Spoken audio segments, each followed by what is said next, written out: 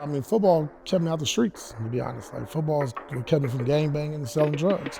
But football taught me so much about adversity, getting the hell knocked out of me and having to get back up, playing against guys older, bigger than me, stronger than me, faster than me, and just constantly just grinding, just trying to prove that, one, I belong and I just hang with them. It's the community of all of us just pulling together for the same thing. Just win, baby. Say it one more time for the people in the back. And I'm doing it my way. I'm doing it different. I'm doing it the way I see the Raiders going forward.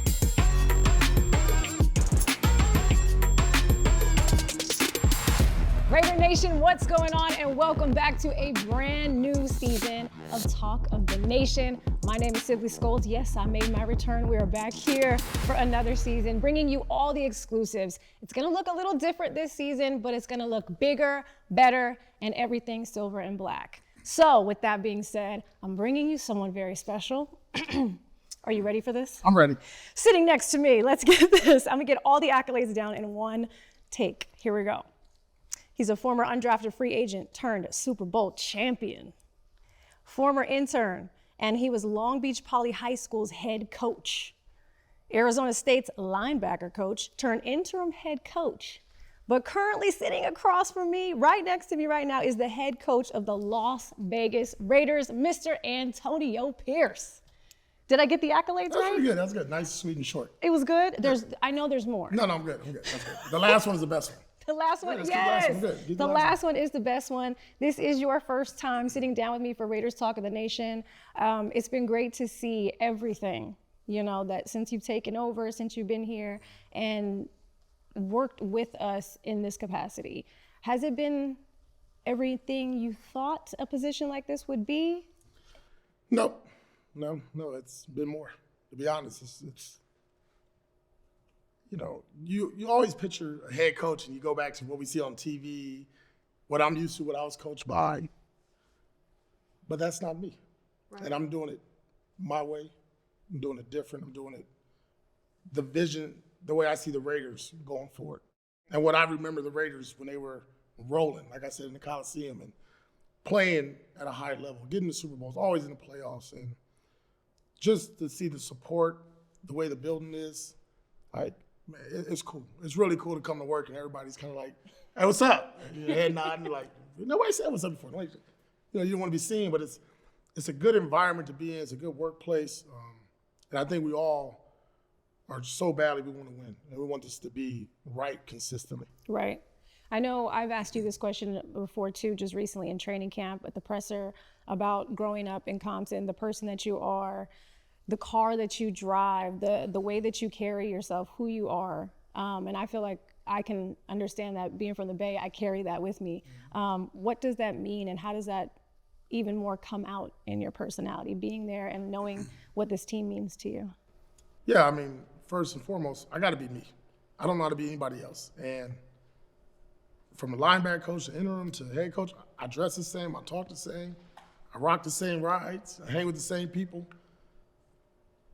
More responsibility, so that part. But I mean, everything that I envision and that I want and I see our team growing to be, and from our staff to our players to the personnel department, it's reflective on, be honest, my life. Mm-hmm. You know what I mean? It's that slowly grind, that process. Right.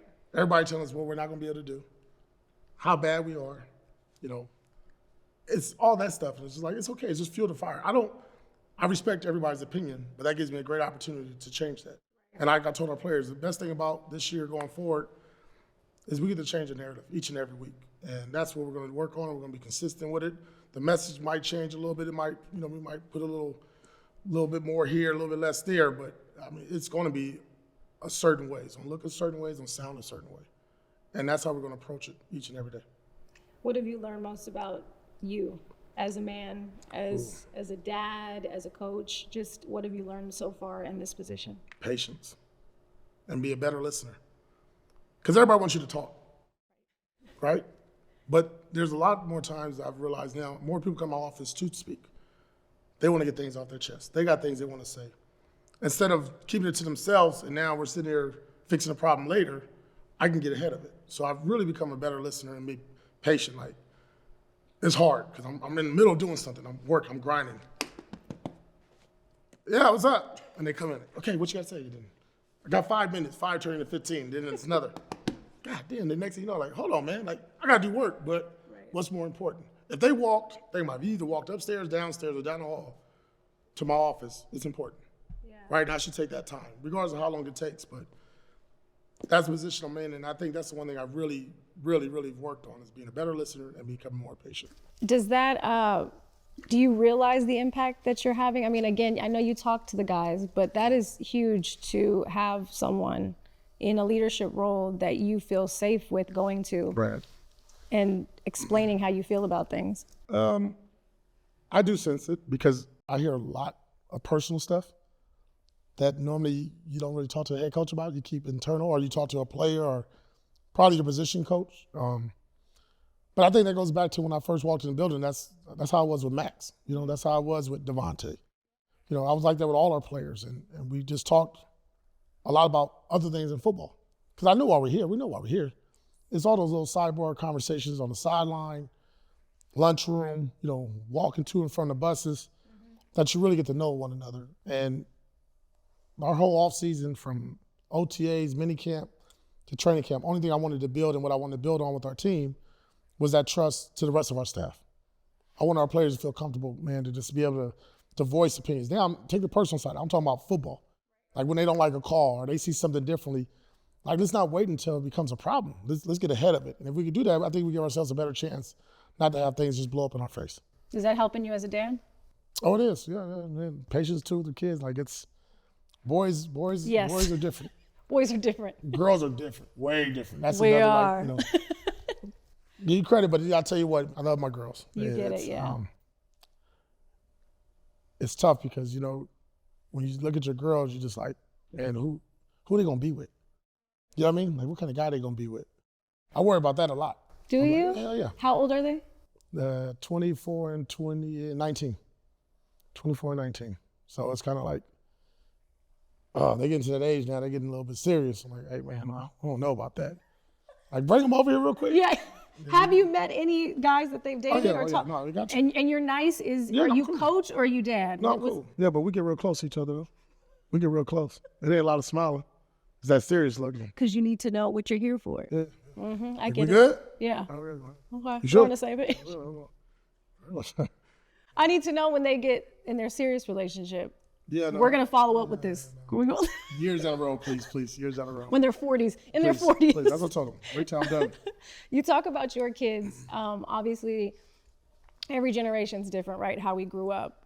Talk to me about your love of football growing up, what that was like there, and the relationship you had to football and what it gave you. Yeah, I mean, football kept me out the streets, to be honest. Like, football is what kept me from gang banging and selling drugs, and hanging out. Because that's what everybody I was with, that's what they did. And football also was a way for me to release like the anger and the frustration I had of not having what I wanted. You know, growing up in an apartment, not living in a house, you know, mom's grinding 24/7. Didn't grow up poor or anything like that. Just, you know, I was the only child, so I was spoiled. But there was a lot of things I wanted, you know, and I saw football as an avenue for a lot of things for me. Obviously, athleticism, you love doing that, going out there. But more importantly, being the only child, I didn't have brothers. So football gave me my group of brothers. You know what I mean? Built-in, brothers. Yeah, so it was like, man, it was cool. Like, they'll spend the night at my house, and spend the night at their house. We get up for Pop Warner football. We go do our deal. And then that just constantly kept growing. But football taught me so much about adversity, you know, getting the hell knocked out of me and having to get back up, playing against guys older, bigger than me, stronger than me, faster than me, and just constantly just grinding, just, you know, trying to prove that, one, I belong and I can hang with them. Yeah. What do you think it's given you today? Do you still look back at that kid? Oh, that kid's right here. It's right in front of you. You just have to get a little bit older. This is a kid's game. That's why I always smile. Like, there's never a bad day as long as I'm doing football. It's a good day when there's some football, right? You just go out there and have always. Yeah. That's why I'm always smiling. People are like, hey, he's always happy. 'Cause I'm doing football, because when it's taken away from you, there's nothing else like a locker room. There's nothing like, I did television. I had fun, but it got boring. Putting makeup on and a tie, being AC, bright lights and all that. I wanted to be with the boys. I wanted to grind. I wanted to feel that fire in my stomach. Yes. And I wanted that anxiety. I want my heart to beat a little faster in the fourth quarter.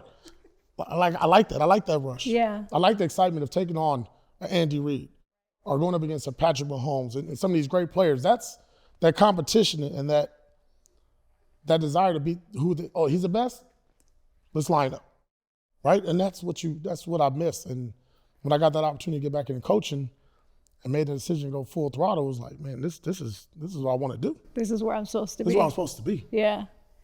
Outside of yourself, and you said your mom, obviously working a lot. You guys, you were still good. She took care of you. I'm sure that bond is tight, right? Mm-hmm. It was tight that you had with her growing up.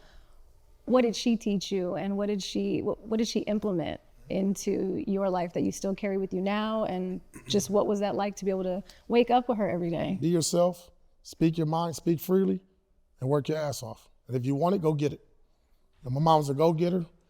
Like I said, only child, and I wanted everything in the world, right? I wanted all the Nintendo games, all the the hot CDs and cassette tapes or whatever was coming out, the dopest music. And she grinded to make it happen. Yeah. I never wanted for anything. I always had a hot meal. I never ate cereal because it was a cold meal. My mom always had a hot meal on the damn kitchen table. So for me, like, it was just the grind, the grit. That's why as soon as I made it, I took care of Mom's, right? Got her house. You ain't working no more. And she wanted to get out the house. And she's like, boy, I can't be in this house by myself all day. But, just her work ethic, her love, I've never been loved like that by anybody in my life, right? There's nothing like a mother's love. So that's different.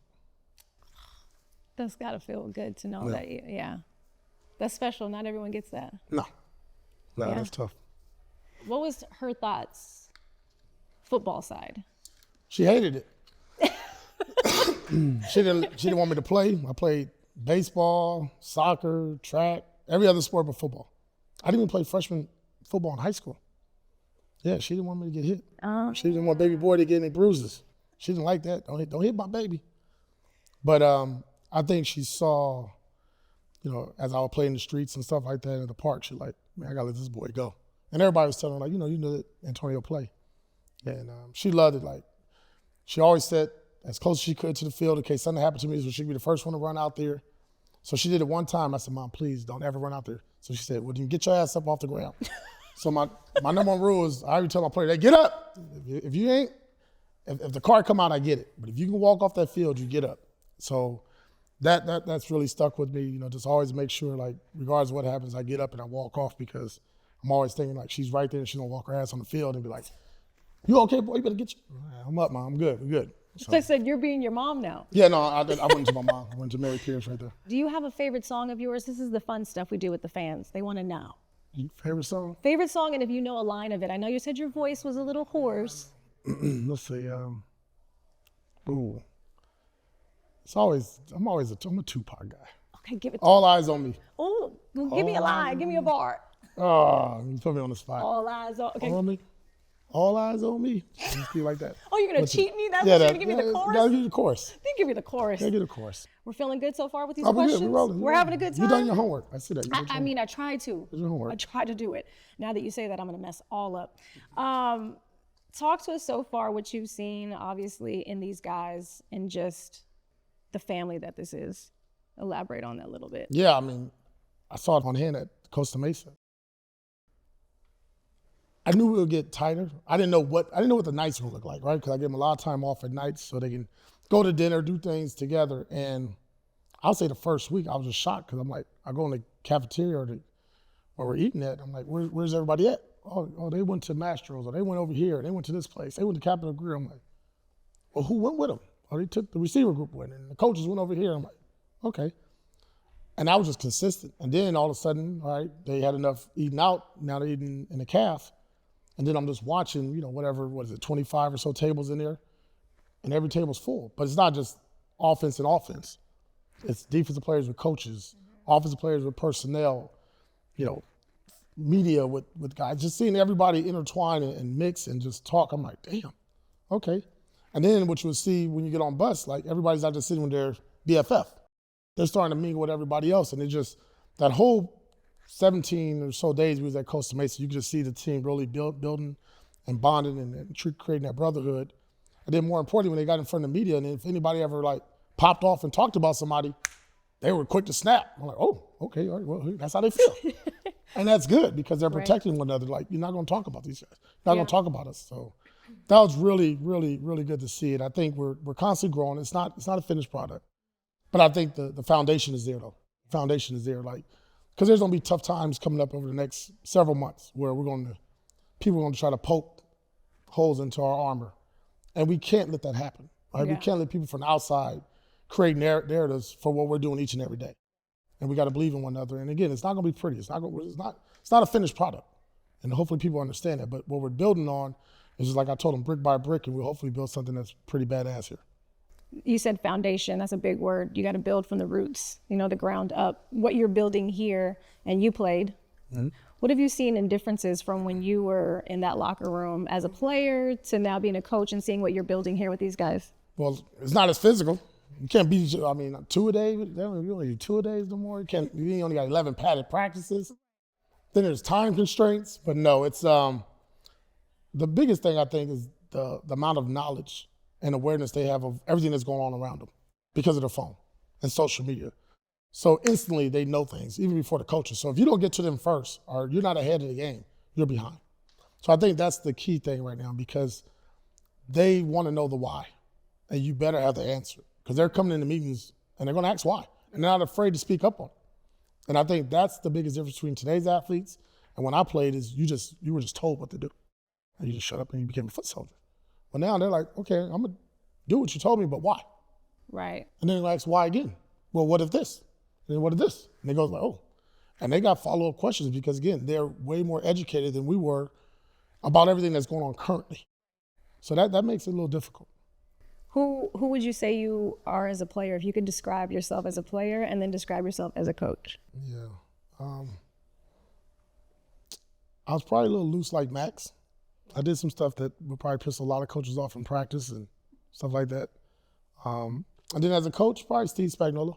Okay. Yeah, like we're similar. Solid. There's a lot of things that, but I'm a mirror of a lot of coaches. And everybody knows, we got Marvin Lewis here, Coach Coughlin. Those guys have really had a big impact in my life. But between Steve Spagnuolo and my junior college coach, Lenny Rodriguez, they really molded me into the way I am and how I approach the game.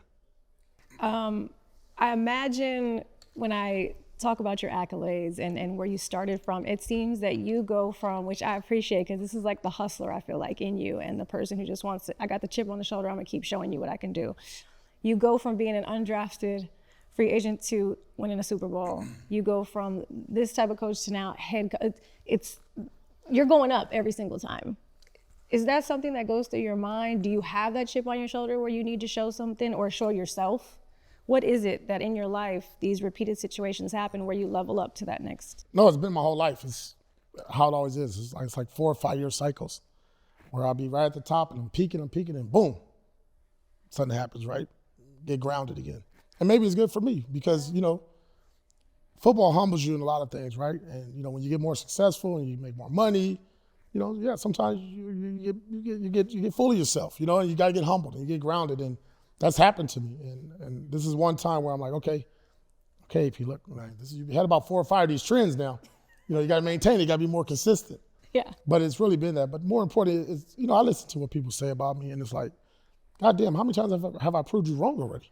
Mm-hmm. That part. And everything. And I'm like, okay, but keep going. But it's not to prove anybody else. It's more of myself satisfaction. Because if I didn't want to be the head coach or I didn't want to get into coaching, I would never done it. I don't do anything I don't want to do.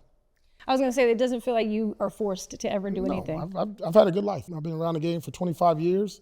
I've been fortunate. But like I said, more importantly, when I want to do something, I'm going to do it. And I'm going to do it my way because I don't want to ever look back and say, damn, but what if I should have, right? So like with this opportunity right here, you're going to get all of AP. And I tell people it's a hell of a ride. It's a roller coaster. Hopefully there's not a lot of downs though.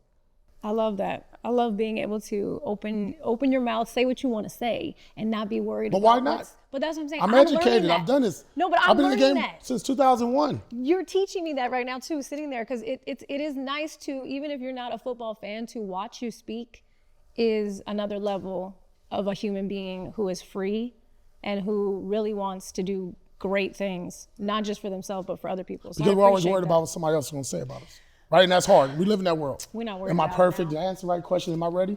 Yeah, you ready. That's why you're sitting here. You wouldn't be in this position if you wasn't ready. Hello? Same thing here. I want to get into some more coaching. Obviously, this is not your first coaching position, but you are now head coach for a legendary, now celebrating 65 years here, the Raiders.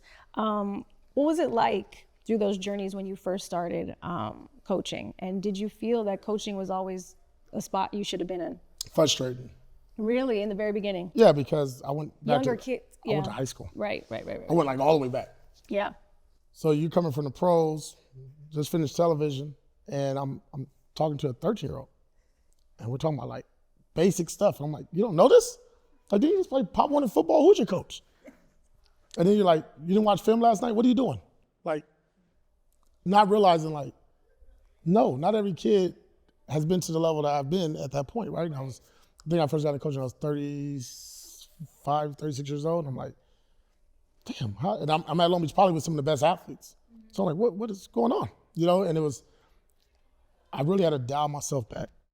And not that I lower my standard or my expectations, but I don't understand there's a whole new other generation of kids of how they play the game, how they look at the game, how much time they put into the game, the grit, the grind that goes into it. And now it's all trophy kids. And I mean that respectfully, but everybody gets a trophy. Participation trophy. Right? You showed Hey, I up. play out. I'm supposed to be the starter. My Right. mama paid the fee. You're supposed to play. No, you're not good enough. You missed class. Your GPA's down. All that went into it. So it was really frustrating early on. But then again, it goes back to just like, okay, reset AP. And really I always go back to what did I look like at 14, 15 years old. Probably wouldn't want to coach my damn self. Right? You thought you knew everything, Thought right? I knew everything. And that's what I was dealing with. Guys that thought they knew everything.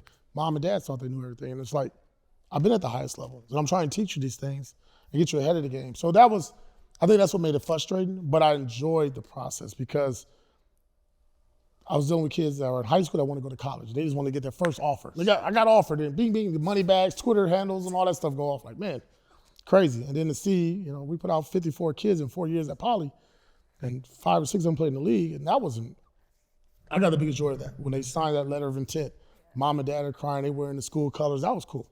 That You was still cool. talk to some of them? Oh, yeah. Yeah. All of them. Most all my Nice. guys, yeah. When you got a coach like that, I'm sure you had an open relationship too. Yeah, no, Like, yeah, hey, we if got you after need it. me, let me, yeah. We got after a little bit. So jumping from that 13-year-olds in between and then linebacker coach for the Vegas Raiders, like that's jumping all the way Yep. before going to head coach. What did that look like for you in that locker room? No, that was easy. That was just going back. That was like riding a bike again. Yeah. To be honest, especially at linebacker, that was easy. That's my bloodline.